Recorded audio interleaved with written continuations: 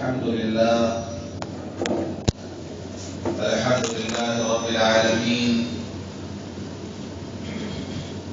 والصلاة والسلام على سيد الأنبياء والمرسلين وخاتم النبيين سيدنا محمد وآله وصحبه أجمعين، ومن تبعهم بإحسان ودعا بدعوتهم إلى يوم الدين. أما بعد،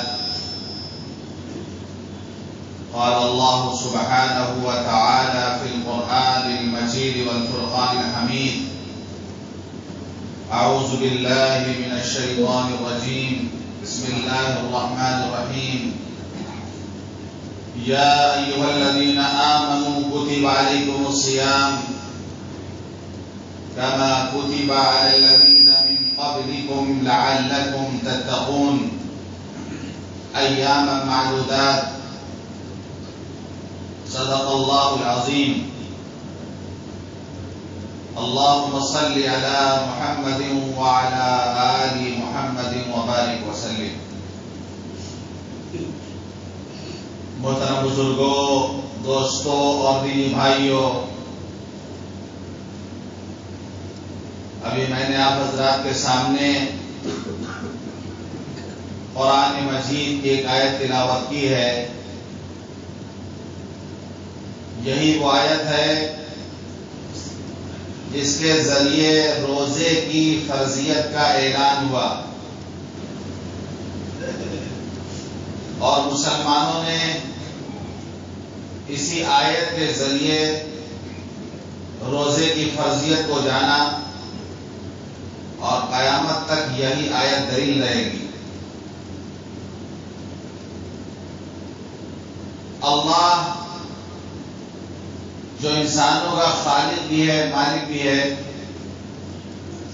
جس نے انسانوں کو پیدا کیا، اس کی فطرت کو پیدا کیا. اللہ انسانوں کی فطرت سے واقف ہے. روزہ 30 دن، 1 مہینے روزہ رکھنا ایک مشکل کام تھا. اللہ نے بہت آسان کر کے، الفاظ پر ہم غور کریں، قرآن کے الفاظ پر ایک ایک لفظ بالکل چنا ہوا کہ ہر لفظ سے پتہ چلتا ہے کہ روزہ رکھنا بہت آسان ہے. اسلوب ایسے اختیار کیا گیا کہ آدمی اگر اس کو پڑھے تو اس کو روزہ رکھنا بہت آسان معلوم ہو. سب سے پہلی بات کہی گئی یا ایھا الذین آمنوا. قرآن مجید میں اللہ تعالیٰ نے جگہ جگہ پر ایمان والوں کو خطاب کرتے ہوئے فرمایا یا ایھا الذین آمنوا، اے ایمان والوں. یہ ایک ندائے ربانی ہے. اللہ اپنے ایمان والوں بندوں کو خطاب کرتا ہے کہ اے وہ لوگوں جو ایمان لا چکے ہو، جو اللہ کو اپنا رب مان چکے ہو، اللہ کے سامنے اپنے آپ کو سرنڈر کر چکے ہو، اپنے آپ کو سپرد کر چکے ہو. تم یہ مانتے ہو کہ ہم بندے ہیں، ہم غلام ہیں، جو حکم بھی اللہ ہمیں دے گا ہم اس کو کریں گے. وہ آسان ہو یا مشکل ہو، 1 بار کرنا پڑے، 10 بار کرنا پڑے، 50 بار کرنا پڑے، ہم کرنے کو تیار ہیں، کیونکہ ہم ایمان والے ہیں. ہم اللہ پر ایمان لا چکے ہیں. اللہ نے ایمان والوں کی غیرت کو جگایا ہے. یا ایھا الذین آمنوا، اے ایمان والو. شروعات جو کی گئی ہے یا ایھا الذین آمنوا، اے ایمان والو. کتب علیکم الصیام، تم پر روزے فرض کیے گئے. کما کتب علی الذین من قبلکم، جیسے کہ تم سے پہلے والوں پر فرض کیے گئے. یہ انسان کا ایک مزاج ہے کہ اگر اس کو معلوم ہو جائے کہ یہ کام خالی ہم ہی کو نہیں کرنا ہے، پورے محلے والے کو کرنا ہے، تو آسان ہو جاتا اس کے لیے۔ اس کو معلوم ہو جائے کہ صرف ہمارے گھر کی لائٹ نہیں گئی ہے، پورے محلے میں اندھیرا ہے، تو اس کو سکون ہو جائے گا۔ سارے لوگ یہ کام کر رہے ہیں، اس کا بھی کرنا آسان ہو جائے گا۔ تو اللہ نے بتایا صرف تم پر ہی فرض نہیں کیا گیا روزہ، تم سے پہلے جو امتیں رہی ہیں کسی نہ کسی درجے میں، کسی نہ کسی حیثیت سے، ان پر بھی روزہ فرض تھا۔ وہ کن دنوں میں تھا، کن تاریخوں میں تھا، اس کی الگ تفصیل ہے، لیکن کوئی قوم، کوئی ملت ایسی نہیں رہی جس پر روزہ فرض نہ رہا ہو۔ روزہ کیوں فرض کیا گیا؟ تمہارے بھلائی کے لیے، تمہارے فائدے کے لیے، لعلکم تتقون، تاکہ تم متقی اور پرہیزگار بن جاؤ۔ اللہ کو ہمیں جو بھوکا پیاسا رکھنا ہے، ایسا نہیں کہ ہم پانی نہیں پیئیں گے تو پانی بچ جائے گا، یا ساری دنیا کے مسلمان روزہ رکھیں گے، دن بھر نہیں کھائیں گے تو غلہ بچ جائے گا، خوراک بچ جائے گی۔ اللہ کے خزانے میں کسی کی کوئی کمی نہیں ہے۔ لعلکم تتقون، تاکہ تمہارے اندر تقوی پیدا ہو جائے، اللہ کا ڈر، اللہ کا خوف، اللہ کا لحاظ تمہارے اندر آ جائے۔ اور رمضان میں ہوتا ہے کہ رمضان میں روزہ رکھ کر ہم سب متقی رہتے ہیں،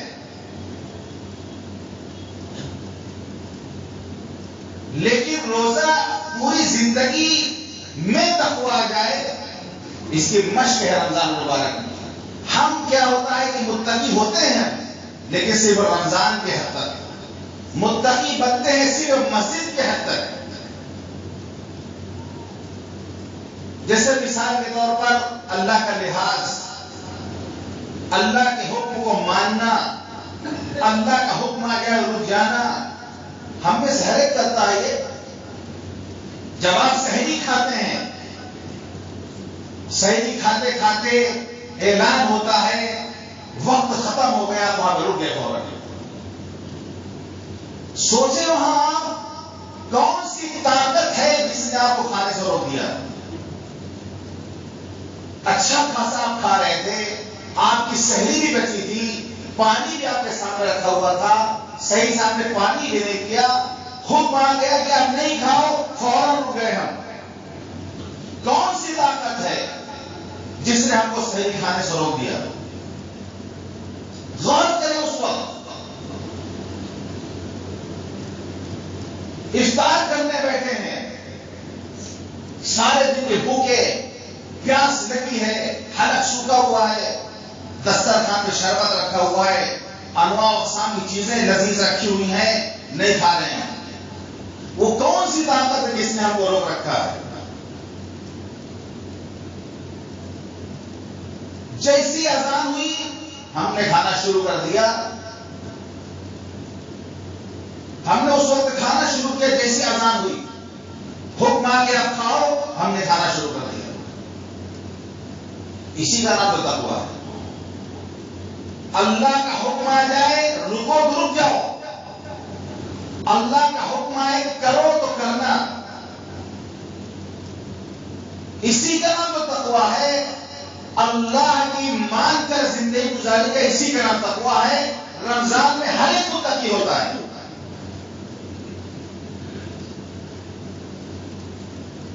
بند کمرے میں بیٹھا ہوا ہے، کوئی دیکھنے والا نہیں ہے، فریج ہے، ٹھنڈا پانی ہے، نہیں پیتا ہو۔ کیوں نہیں پیتا؟ اسے معلوم ہے کہ ہم روزے سے ہیں، ہمارا روزہ خراب ہو جائے گا، ہمارا روزہ ٹوٹ جائے گا۔ پانی حلال چیز تھی، کھانا حلال تھا، اللہ کا حکم جان کر اس حلال کو بھی روزے کے حالت میں ہم نے اپنے اوپر حرام کر لیا، کیونکہ اللہ کا حکم ہے۔ اللہ کا حکم جان کر حلال چیزوں کو بھی ہم نے اپنے اوپر حرام کر کر لیا تو جو چیزیں ہمیشہ کے لیے حرام تھی،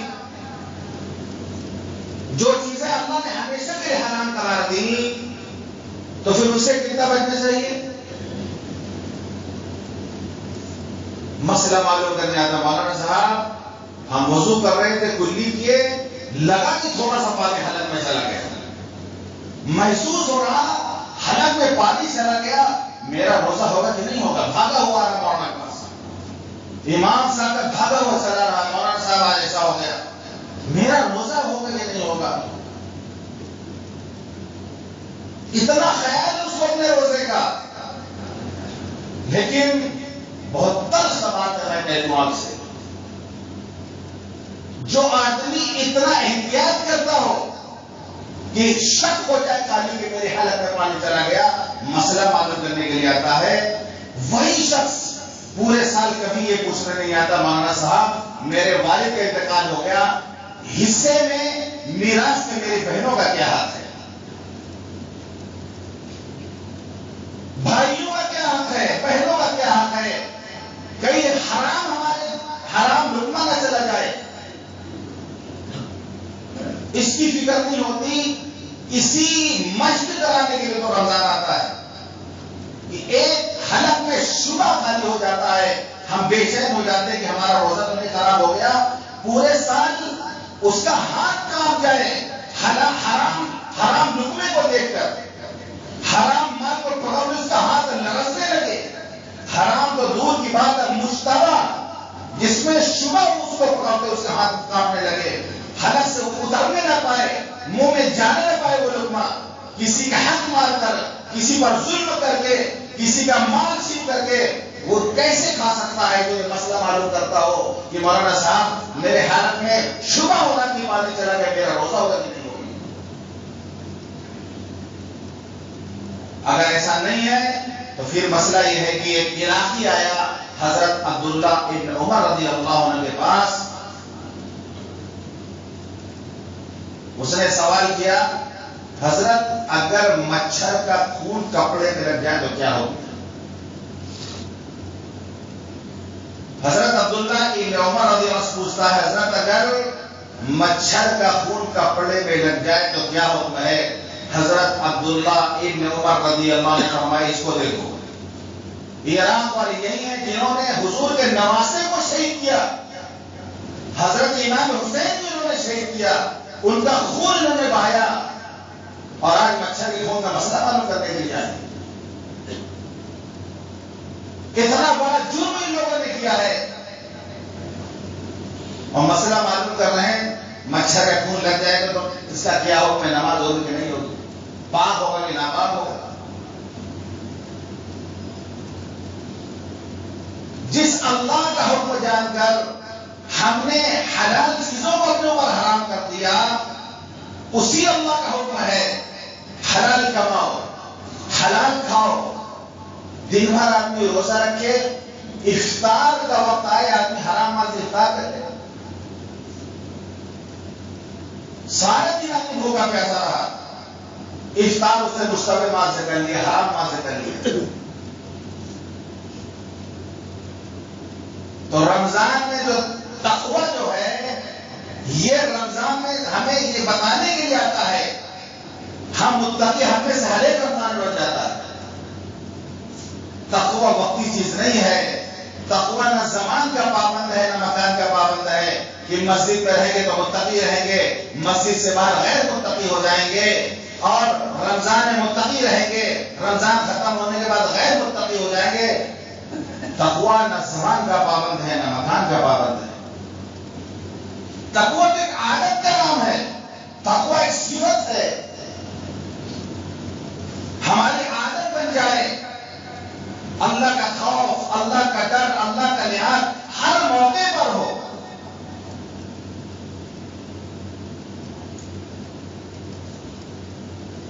اگر کوئی دعوت بھی دے رہا اس کے خلاف، کوئی اس کے خلاف بات بھی کرے، کوئی تقوی کے خلاف اکسائے، تب بھی اس وقت آدمی کو یہ لحاظ ہو کہ نہیں اللہ ہمیں دیکھ رہا ہے۔ تقوی جو عربی زبان کا جو لفظ ہے، اردو میں عربی میں بہت فرق ہے. ہمارے اردو زبان میں تقوی سمجھتے ہیں کرتا پاجامے کا نام. تقوی جبہ دستار کا نام سمجھتے ہیں. تقوی نماز پڑھنے کا نام سمجھتے ہیں. تقوی تلاوت کا نام سمجھتے ہیں. تقوی رات میں تہجد پڑھنے کا نام لوگ سمجھتے ہیں کہ اس کو کہتے ہیں تقوی. جو تہجد پڑھتا وہ متقی ہے, جو تہجد نہ پڑھتا غیر متقی ہے. تقوی کا تعلق نہ تہجد سے ہے نہ نماز سے ہے. تقوی کا تعلق تو قلب سے ہے, دل سے. تقوی یہاں پہ ہوتا ہے. ورنہ اگر تقوی نہیں ہوگا آدمی نماز بھی پڑھے گا, تہجد بھی پڑھے گا, تلاوت بھی کرے گا, لیکن معاملات اسے نہایت خراب ہوں گے. لین دین میں کچا ہوگا کیونکہ اس نے کرتا پاجامہ کو تقوی سمجھ لیا ہے. ظاہری ٹوپی لگانے کو اس نے تقوی سمجھ لیا ہے. جبہ پہننے کو اس نے تقوی سمجھ لیا ہے. میں بتاؤں بہت سارے ایسے پینٹ شرٹ پہننے والے تقوی میں کرتا پاجامے والوں سے آگے بڑھے ہوئے ہوتے ہیں. بہت سے سفید پوش ان کے سامنے جینس پہننے والا نوجوان تقوی میں ان سے بڑا ہوا ہوتا ہے. وہ اعلم بمن اتقى, اللہ جانتا ہے کس کے اندر بہتر تقوی ہے. کیا تقوی بڑھاتے ہو؟ فلا تزکوا انفسکم, اپنے آپ کو متقی سمجھتے ہو, تقوی بڑھاتے ہو. اللہ جانتا ہے کہ اس کے اندر کتنا تقوی ہے. ہم نے تقوی کو ظاہر سے سمجھ رکھا ہے کہ ظاہر ہم نے اچھا بنا کہ ہم متقی ہو گئے. تقوی تو اندر کی چیز تھی. تقوی اندر کی چیز تھی. ورنہ آدمی نماز بھی پڑھے گا, روزہ بھی رکھے گا, تلاوت بھی کرے گا, تہجد بھی پڑھے گا, لیکن حرام مال کمائے گا. معاملات خراب ہوں گے اس کے, کیونکہ اس نے تقوی کو ظاہر کے ساتھ سمجھ لیا ہے, اس کا باطن نہیں سدھرا.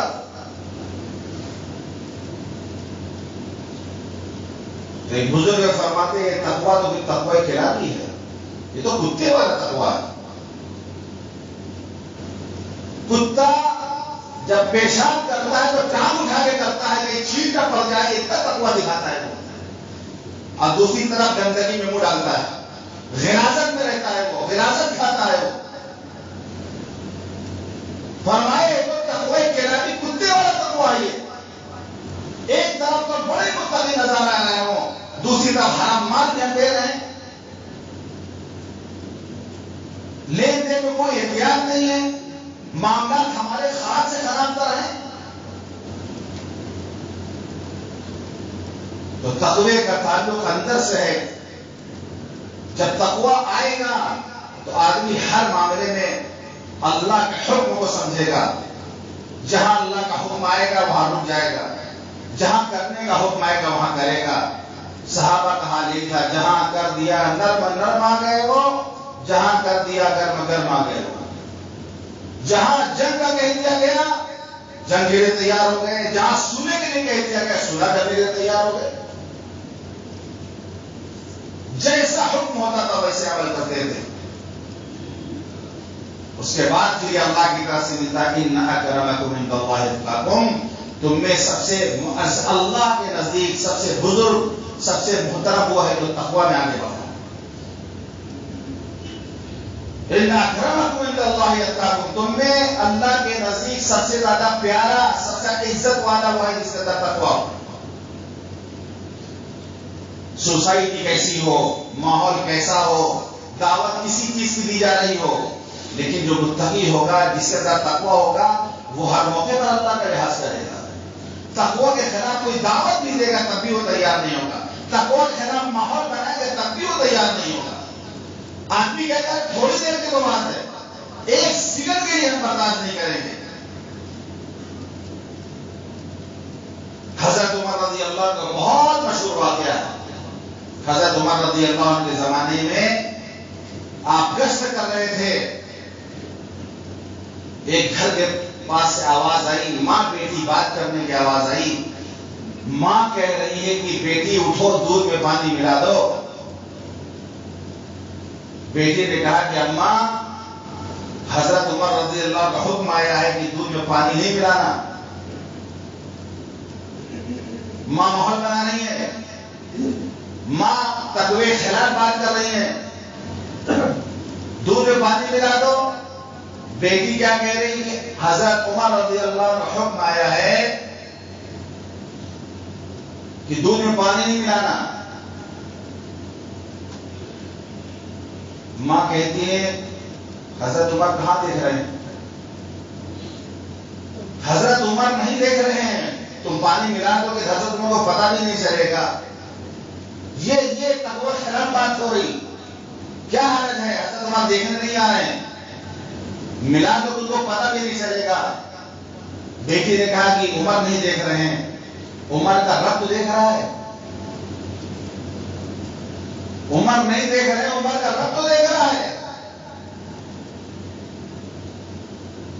حضرت عمر رضی اللہ عنہ نے اس لڑکی کو اپنے بہو بنایا، اپنے بیٹے سے شادی کی. اتنی نیک ہوتی، تقوی خلاف بات کی جا رہی اس کے سامنے. کیا حال ہے؟ تھوڑی دیر ملا تو تھوڑا سا پانی، کون سا دیکھنے کے لیے حضرت عمر آ رہے ہیں؟ لیکن نہیں، اللہ دیکھ رہا ہے. اسی کا نام تقوی. حضرت عمر رضی اللہ عنہ نے اس بچی سے اپنے بیٹے کی شادی کی. انہی کی نسل سے پیدا حضرت عمر ابن عبدالعزیز رحمۃ اللہ علیہ. حضرت عمر ابن عبدالعزیز رحمۃ اللہ علیہ، جن کو پانچواں خلیفہ بھی کہا جاتا ہے، انہی کے نسل سے ہیں. ایک واقعہ حضرت عبداللہ ابن عمر کا، یہ تو حضرت عمر رضی اللہ عنہ واقعہ تھا. ایک ان کے بیٹے کا واقعہ ہے، حضرت شیخ بھی فضل احمد نے لکھا ہے. سفر میں جا رہے تھے حضرت عبداللہ ابن عمر رضی اللہ عنہ. ایک چرواہا، گرمی کا مہینہ ہے، گرمی کا موسم ہے، رمضان میں نہیں ہے، غیر رمضان ہے، اور وہ بکریاں چرا رہا ہے. اس چرواہے سے انہوں نے بات کی، ایک بکری ہمارے ہاتھوں سے بیچ دو. کہنے لگا میں اس کا مالک نہیں ہوں، میں ان بکریوں کا مالک نہیں بھی بیچ دوں. میں کیا ایمانداری رہی ہوگی. آج ہر ایک کو شکایت ہے، جتنے بزنس مین ہیں ہر ایک کو شکایت ہے کہ اچھا ملازم ایماندار نہیں ملا ہے. اور خاص طور سے زکریا پولو ڈولا میں جب دیکھیے آپ چوری کے معاملات آئیں، مالک گوڈاؤن کا حوالے کر دیا، بیچارہ اس کو پتا ہے کہ لاکھوں لاکھ کا مال وہاں سے گھوٹالا ہو گیا. اکثر آپ کو معلوم ہو گئی اس بات میں. اور مسلمان ہوتے ہیں سب. اس کی وجہ یہ ہے کہ اگر ایماندار آدمی ملتا بھی ہے کسی کو تو اسی قدر نہیں کرتے. ان کو سمجھتے سیدھا آدمی، نیک آدمی، نمازی آدمی ہے، جو تنخواہ دینا چاہیے اس کو نہیں دیتے. آدمی دوسرا آیا، معمولی تنخواہ پہ تیار ہو گیا، ٹھیک ہے آپ 5,000 دیجیے، 7,000 ہم کریں گے. اس کو تو معلوم ہے کہ ہم بعد میں چوری کریں گے.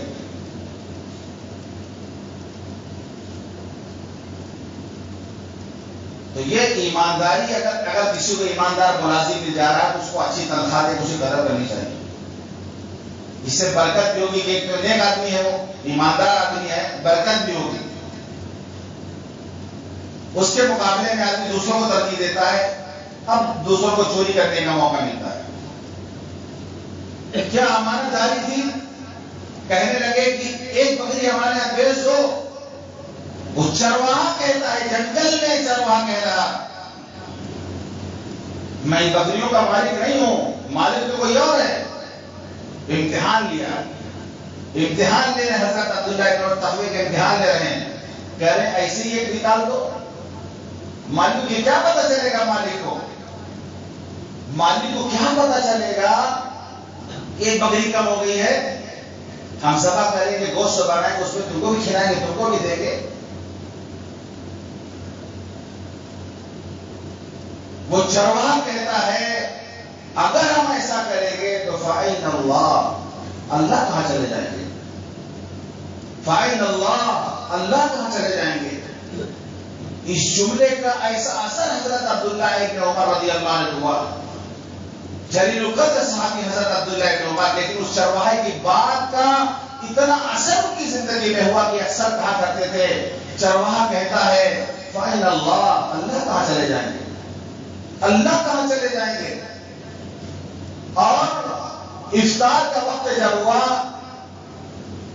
افطار کا کھانے کا جب وقت ہوا، غیر رمضان تھا وہ، تو حضرت عبداللہ ابن عمر نے اس چرواہے کو بلائے کھانے کے لیے، تو اس نے کہا کہ میرا روزہ ہے، میرا روزہ ہے۔ سعودی عرب کی گرمی کا موسم، رمضان بھی نہیں ہے، اس چرواہا کہتا میرا روزہ ہے۔ تو حضرت عبداللہ ابن عمر نے فرمایا یہ رمضان کا مہینہ تو نہیں ہے؟ اس نے کہا کہ میں خالی دلوں سے فائدہ اٹھا رہا ہوں۔ اللہ قیامت کے دن کہے گا کلوا واشربوا ہنیئا بما اسلفتم فی الایام الخالیہ، کھاؤ پیو موج کرو، جو تم نے خالی دنوں میں جو تم نے عمل کیا اس کے بدلے میں آج موج کرو، کھاؤ پیو، وہ خالی دنوں کا ہم فائدہ اٹھا رہے ہیں۔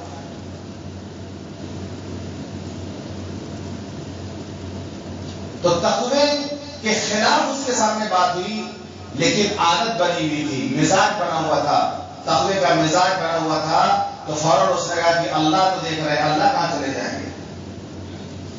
میرے بھائیوں، رمضان میں اس کا اہتمام کریں آپ، اس کا اہتمام کریں آپ کہ ہم متقی بنے پورے سال کے لیے، پوری زندگی کے لیے، اور خاص طور پہ معاملات پہ اپنے ہم دھیان دیں زیادہ سے زیادہ۔ معاملات بہت خراب ہے ہمارے، بہت خراب لین دین، بدنام ہو چکے ہیں ہم۔ اپنے معاملات کو ہم درست کریں، آمد و خرچ کا حساب کریں، ہم دیکھیں اس کو کہاں سے آ رہا ہے، کہاں خرچ ہو رہا ہے۔ رمضان میں ہم اس کی مشق کریں گے، اس کی کوشش کریں گے، تو رمضان کے بعد بھی تقوی ہمارے اندر رہے گا، ہم متقی بن جائیں گے، پرہیزگار بن جائیں گے۔ تھکائیے اپنے آپ کو اس مبارک مہینے میں، تھکائیے، محنت کریے، تلاوت کریے، عبادت کریے، تھکائیے، تھکان ختم ہو جائے گی، اجر باقی رہ جائے گا۔ پچھلے سال آپ نے جو محنت کی ہے، پچھلے سال آپ نے جو محنت کی ہے، تو کیا اس کی تھکان ابھی تک ہے؟ آپ کے پاس نہیں ہے، لیکن اجر اس کا باقی ہے آپ کے پاس۔ تھکان ختم ہو جائے گی، تکلیف ختم ہو جائے گی، درد ختم ہو جائے گا، لیکن اجر ہمیشہ کے لیے باقی رہ جائے گا۔ ان آنکھوں کو جگائیے، آج ان آنکھوں کو جگائیں گے، کل یہ اللہ کا دیدار کرنے والی بنیں گی۔ آج ان آنکھوں سے آنسو بہائیے، ان آنکھوں سے آنسو بہائیں گے، کل یہ آنکھیں اللہ کا دیدار کریں گی۔ یہ پاور ان کے اندر پیدا ہوگا۔ وجوہ یومئذ ناظرۃ الی ربها ناظرہ، وہ چہرے اس دن تر و تازہ ہوں گے، اپنے رب کو دیکھ رہے ہوں گے۔ کچھ لوگ ہوں گے وَإِنَّهُمْ عَنْ رَبِّهِمْ لَمَحْجُوبُونَ، کچھ لوگ ہوں گے جن کو اللہ کی دیدار سے روک دیا جائے گا، پردہ ڈال دیا جائے گا، حجاب کر دیا جائے گا۔ گناہ سے رکیے، گناہ کو چھوڑیے، گناہ کی لذت تھوڑی دیر کی لذت ہے، لذت ختم ہو جائے گی، گناہ کا باقی رہے گا۔ جتنا بھی لذت گناہ کر لیں، وقتی ہوتی ہے لذت، تھوڑی دیر کی لذت ہوتی ہے، لذت ختم ہو جائے گی، لیکن گناہ باقی رہ جائے گا۔ اگر آپ نے توبہ نہیں کیا، تو اس پر پکڑ ہو گیا آپ کی، یہ اللہ کا فضل ہے کہ نیکی آپ کی باقی رہے گی، لیکن گناہ کا باقی نہیں رہے گا اگر آپ نے توبہ کر لیا۔ نیکی آپ کے نامے اعمال میں ہمیشہ کے لیے باقی رہے گی، گناہ لکھا گیا ہے لیکن آپ نے توبہ کر لیا تو گناہ مٹا دیا جائے گا، وہ گناہ ختم کر دیا جائے گا۔ اس مبارک مہینے میں گناہوں سے ہم بچیں، گناہوں سے دور رہیں، جو گناہ ہوئے ہیں سچے دل سے توبہ کریں، اللہ کو منائیں، اللہ کو راضی کریں۔ یا ایھا الذین آمنوا توبوا الی اللہ توبۃ نصوحا، اے ایمان والو اللہ سے سچی پکی توبہ کرو۔ ٹھیک ہے، توبہ توبہ کرتی ہے نہیں، سچی پکی توبہ، عزم ہو، اے اللہ یہ گناہ ہم سے ہو گیا ہے، ہم عہد کرتے ہیں آپ کے سامنے کہ آئندہ ہم یہ کام نہیں کریں گے۔ جیسے کوئی زہر کھانے کے بعد بے چین ہو جاتا ہے،